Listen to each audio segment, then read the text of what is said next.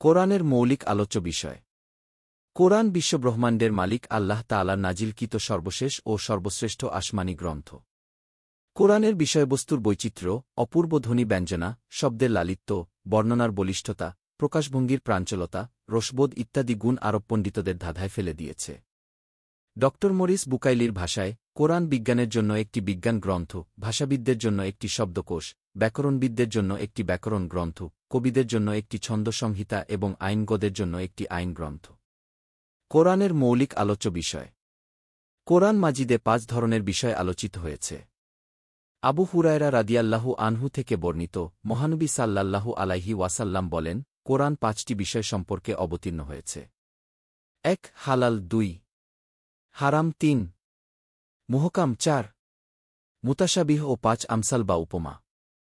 অতএব তোমরা হালালগুলো মেনে চলো, হারাম থেকে বিরত থাকো, মুহকামের অনুসরণ করো, মুতাশাবিহের প্রতি বিশ্বাস রাখো এবং আমসাল বা উপমা থেকে উপদেশ গ্রহণ করো। বাইহাকি। 1 হালাল। হালাল হল ওই সব নির্দেশিকা সংবলিত আয়াত, যেগুলোর মধ্যে করণীয় কাজের আদেশ করা হয়েছে। এগুলো 4 ভাগে বিভক্ত। ক ঈমান ও আমল বিষয়ক, খ অন্যের হক ও অধিকার বিষয়ক, গ আখলাক ও নৈতিকতা বিষয়ক, ঘ আদব ও শিষ্টাচার বিষয়ক। 2 হারাম। হারাম হল যেসব কাজ করতে আল্লাহ তাআলা নিষেধ করেছেন। কোরআনে হারাম ও নিষিদ্ধ বিষয়গুলোকে বিভিন্ন গুণবাচক শব্দ ব্যবহার করে বোঝানো হয়েছে। যেমন মুনকার বা অসৎ কাজ, ফাহশা বা অশ্লীলতা, সাইয়্যিয়া বা মন্দকর্ম, খতা বা ভুল, অপছন্দনীয়, মাকরুহ বা ত্রুটি, ইছম বা পাপ, উদ্ওয়ান বা বাড়াবাড়ি ইত্যাদি। হারাম বা নিষিদ্ধ কাজগুলো প্রধানত 2 প্রকার, যথা কবিরা ও সগীরা। হালাল বা আদিষ্ট কাজগুলো সাধ্যমতো করতে হবে, আর হারাম ও নিষিদ্ধ কাজগুলো সম্পূর্ণরূপে বর্জন করতে হবে। 3 মুহকাম। মুহকাম অর্থ সুস্পষ্ট, বোধগম্য, মজবুত ইত্যাদি। মুহকাম আয়াতকে আল্লাহ তাআলা উম্মুল কিতাব তথা কোরআনের আসল, মূল বিষয় বলেছেন, কেননা এসব আয়াত আসমানী শিক্ষার মূল ভিত্তি। 4 মুতাশাবিহ। মুতাশাবিহ অর্থ অস্পষ্ট ও রূপ। যেমন কিয়ামত অনুষ্ঠিত হওয়ার কথা, দাজ্জাল বের হওয়ার কথা, কোরআন মাজিদের সূরার প্রথমে বর্ণিত বিচ্ছিন্ন অক্ষর ইত্যাদি। এসব আয়াতের উদ্দেশ্য অস্পষ্ট ও অনির্দিষ্ট। এগুলো আল্লাহ তাআলা ও তার রাসূল সাল্লাল্লাহু আলাইহি ওয়াসাল্লাম এর মধ্যকার গোপন রহস্য। এগুলোর প্রকৃত অর্থ সম্পর্কে সর্বসাধারণ অবগত হতে পারে না, বরং এসব শব্দের তথ্যানুসন্ধানে প্রবৃত্ত হওয়া বৈধ নয়। এগুলোর মর্মার্থ আল্লাহ ছাড়া কেউ জানে না, তবে না জানলেও এগুলোর প্রতি বিশ্বাস স্থাপন করা ফরজ। আল্লাহ ইরশাদ করেন, তিনি আপনার প্রতি কিতাব নাজিল করেছেন। তাতে কিছু আয়াত রয়েছে সুস্পষ্ট, সেগুলোই কিতাবের মূল, আর অন্যগুলো রূপক। সুতরাং যাদের অন্তরে কুটিলতা রয়েছে তারা এর রূপকগুলোর অনুসরণ করে ফিতনা বিস্তার ও অপব্যাখ্যার উদ্দেশ্যে।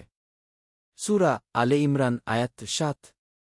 5 আমসাল। আমসাল শব্দটি মাসালের বহুবচন। এর অর্থ উপমা, উদাহরণ, প্রবচন, আদর্শ, সাদৃশ, নিদর্শন, দৃষ্টান্ত ইত্যাদি। আল-মাওয়ার্দী রহমাতুল্লাহ আলাইহি বলেন, উপমা কোরআনের অন্যতম বৃহৎ অংশ, অথচ মানুষ তা থেকে সম্পূর্ণ উদাসীন। মানুষ এগুলোর নিগূঢ় অর্থ বুঝে তা থেকে শিক্ষা গ্রহণ করছে না। ইমাম শাফেঈ রহমাতুল্লাহ আলাইহি বলেন, উলুমুল কোরআন সম্পর্কে জ্ঞান আহরণ করা কোরআন গবেষকের জন্য ওয়াজিব। উপমার উদাহরণ। 1 আল্লাহ তাআলা নিঃসন্দেহে মশা বা তদূর্ধ্ব বস্তু দ্বারা উপমা উপস্থাপনে লজ্জাবোধ করেন না। সূরা বাকারাহ আয়াত 2-6। 2 আর কাফিরদের উদাহরণ এমন, যেন কেউ এমন কোন জীবকে আহ্বান করছে, যা হাঁক ডাক আর চিৎকার ছাড়া কিছুই শুনে না। সূরা বাকারাহ আয়াত 171। 3 আপনি তাদের কাছে সে জনপদের অধিবাসীদের দৃষ্টান্ত বর্ণনা করুন, যখন সেখানে রাসূলরা আগমন করেছিলেন। সূরা ইয়াসিন আয়াত 1-3। কোরআনে মোট 179টি উপমা রয়েছে। মুজামুল মুফহারিস লি আলফাজিল কোরআন, মুহাম্মদ ফুয়াদ আব্দুল বাকি। এসব উপমা ও উদাহরণের উপকারিতা হল উপদেশ দান, উৎসাহিত করা, ভীতি প্রদর্শন, দৃষ্টান্ত উপস্থাপন করা, আসল ভাব উদ্ধার করা, মূল বিষয়ের প্রতিচ্ছবি চিত্রিত করা ইত্যাদি। তাছাড়া কোরআনের উপমাগুলো প্রশংসা, নিন্দা, বিনিময়, শক্তি, উচ্ছ্বসিত প্রশংসা কিংবা তুচ্ছ করা ইত্যাদি উদ্দেশ্যে ব্যবহৃত হয়েছে। লেখক প্রধান ফকিহ, আল-জামিয়াতুল ফালাহিয়া কামিল মাদ্রাসা, ফেনী। আল্লাহ সবাইকে কোরআনের জ্ঞান অর্জন ও তা প্রসারের তাওফিক দিন। আমিন।